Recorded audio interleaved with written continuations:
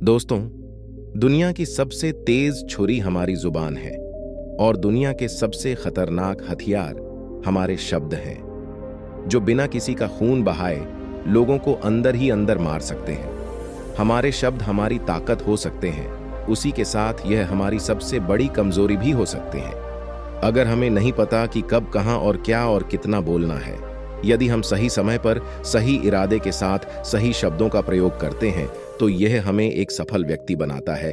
लेकिन अगर हम सही समय पर सही इरादे से सही शब्दों का इस्तेमाल नहीं करते हैं तो यह हमारे जीवन को नर्क से बदतर बना सकता है। तो चलिए जानते हैं एक कहानी के माध्यम से चुप रहकर जीवन को कैसे बदला जा सकता है। दोस्तों, एक बार की बात है, जापान में एक बहुत ही प्रसिद्ध बौद्ध भिक्षु रहा करते थे। उनका नाम रिसाई था।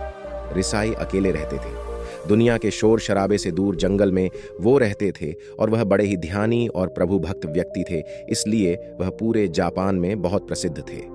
एक दिन एक राजकुमार रिसाई के पास आया और बोला, हे प्रभु, मैं हमेशा थका हुआ, निराश और परेशान महसूस करता हूँ। मेरा मन बहुत अशांत रहता है। हालांकि मेरे पास सब कुछ है, दौलत, शोहरत, सुख सुविधाएं जो हर व्यक्ति चाहता है या पाने की चाहत रखता है, लेकिन फिर भी मेरे अंदर इतनी अशांति और चिंता क्यों है। रिसाई ने उसकी बात बहुत ही ध्यानपूर्वक सुनी और कुछ सोचने के बाद कहा, तुम इस प्रश्न का उत्तर जानते हो, बस तुमने कभी इस प्रश्न को हल करने की कोशिश नहीं की है।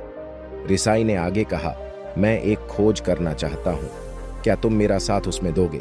इस खोज के बाद तुम्हारे जीवन में किसी भी तरह की अशांति और चिंता नहीं रहेगी। ये बात सुनकर राजकुमार बहुत खुश हुआ।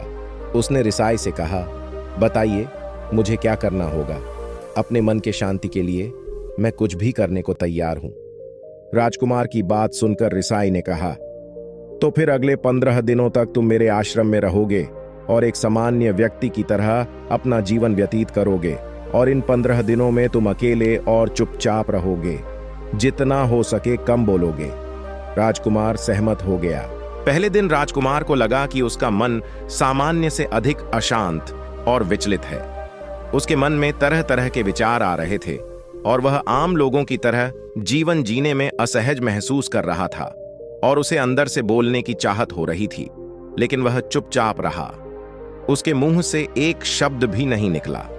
अगले दिन वह वैसे ही पूरा दिन चुपचाप बैठा रहा।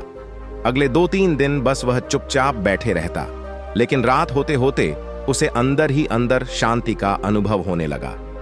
उसके लिए यह अनुभव अजीब था। वह खुद से पूछ रहा था कि वह अंदर ही अंदर इतना खुश क्यों है।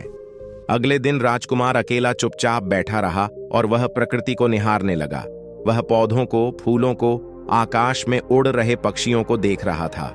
वह अपने जीवन में पहली बार यह अद्भुत दृश्य महसूस कर रहा था कि उसके आसपास कितनी सुंदरता है। अब वह दिन भर प्रकृति की सुंदरता को निहारता रहता और ताजगी महसूस करते रहने लगा था। इसी तरह से 10 दिन बीत गए थे और उसके मन की सारी बेचैनी, सारी हलचल और सभी तरह के तनाव गायब हो गए।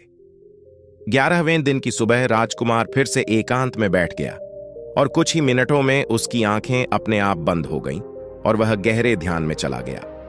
वह पूरे दिन वहीं पर ध्यान लगा के बैठा रहा और गहरे ध्यान में डूबा रहा। ना कोई शब्द, ना कोई चिंता। राजकुमार भीतर से असीम शांति और आनंद से भर गया। राजकुमार अपने बाकी के 4 दिन इसी तरह व्यतीत करने के बाद रिसाई के पास गया और उन्हें प्रणाम किया और बोला, हे भिक्षु महाराज, मुझे उत्तर मिल गया कि मेरे में इतनी उथल पुथल और चिंता क्यों थी। मैं जान गया कि मेरा मन इतना अशांत और विचलित क्यों था। रिसाई ने मुस्कुराते हुए कहा, बताओ क्या उत्तर मिला तुम्हें? राजकुमार ने कहा, मैं जरूरत से ज्यादा बातें करता था। मैं किसी पर भी अपने शब्द और ऊर्जा व्यर्थ करता था।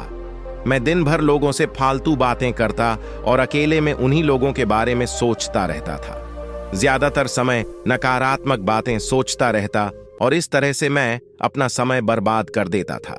ज्यादा बोलने और नकारात्मक सोचने से मेरा मन अशांत और बेचैन हो गया था।